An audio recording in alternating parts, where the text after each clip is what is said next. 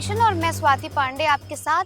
बिहार के शिक्षा व्यवस्था को भले ही ठीक करने की कोशिश बिहार सरकार द्वारा, बिहार शिक्षा विभाग द्वारा लगातार की जा रही है, लेकिन शिक्षा विभाग के अजब गजब कारनामे भी इन सब के बीच निकल कर सामने आ रहे हैं। अब एक और कारनामा शिक्षा विभाग का सामने आया है, जहां पर शिक्षा विभाग द्वारा भले ही एक शिक्षक को 2008 में ही रिटायर कर दिया गया था, लेकिन अब तक उसकी हाजिरी बनती रही और उस शिक्षक को वेतन भी दिया जाता रहा। तो देखिए कि बड़ा घोटाला सामने आया है, जिसमें एक शिक्षक 2008 में ही रिटायर हो गए थे, लेकिन रिटायरमेंट के बाद भी उनके लिए एक अलग रजिस्टर मेंटेन हो रहा था। उस रजिस्टर में उनकी हाजिरी भी लग रही थी। जब वेतन को लेकर के मामला गड़बड़ाया, तब जाके ये बड़ा खुलासा और ये बड़ा पर्दाफाश हुआ है।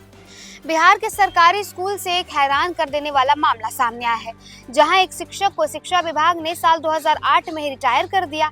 इसके बावजूद करीब 16 साल से उसकी हाजिरी बनती रही। प्रोजेक्ट स्कूलों में हेडमास्टर से लेकर बीईओ के मिलीभगत से ये खेल चलता रहा। शिक्षा विभाग को खबर तक नहीं हुई। हैरानी की बात यह है कि जिस शिक्षक की सेवा को शिक्षा विभाग ने अमान्य करार दिया, उनकी हाजिरी अलग अलग रजिस्टर पर बनती रही। वेतन को लेकर मामला कोर्ट में पहुंचा और इसकी जब खोजबीन हुई तो गड़बड़ी सामने आई। साल 2008 से अलग अलग स्कूलों के 2 दर्जन से अधिक शिक्षकों को सेवा मुक्त करने का आदेश दिया गया था। अब ऐसे में एक स्कूल से ये इस तरह का मामला सामने आया है कि बाद अन्य स्कूलों में भी जांच शुरू कर दी गई है। इस पर माध्यमिक शिक्षा निदेशक ने डीईओ से जवाब भी मांगा है कि जिसे हटा दिया गया था उसकी उपस्थिति कैसे रही। इस मामले में हेडमास्टर ने स्पष्टीकरण मांगते हुए संबंधित अमान्य शिक्षक का रजिस्टर भी मंगाया है।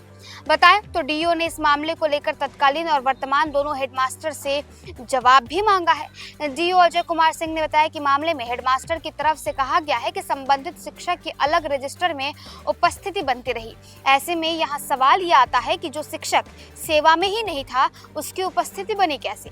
अगर शिक्षक सही था तो उपस्थिति अलग क्यों बनी? यही नहीं, हेडमास्टर ने बिना शिक्षा विभाग के परमिशन लिए उस रजिस्टर को सत्यापित कैसे किया? देखिए, बिहार के सरकारी स्कूल में हेडमास्टर के और तमाम जो अधिकारी थे, जो जिला शिक्षा अधिकारी थे, उनकी मिली भगत से ये एक बड़ा जो है घोटाला हुआ है, जिसमें एक शिक्षक जो कि 2008 से रिटायर्ड है, शिक्षा विभाग ने उसकी नौकरी अमान्य करार दे दी है।